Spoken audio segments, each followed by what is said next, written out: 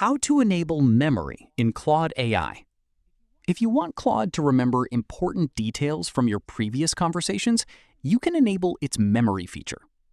First, open Claude on your computer. Click your profile icon in the bottom left corner. Select Settings from the menu. Under the Customize section, click Memory.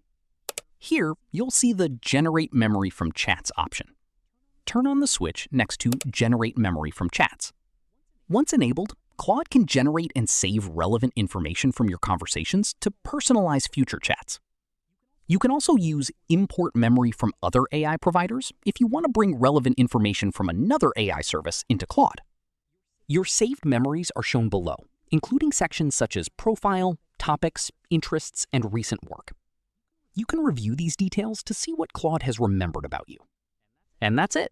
You've successfully enabled memory in Claude. If this tutorial helped you, don't forget to like this video, subscribe for more helpful AI tutorials, and I'll see you in the next one.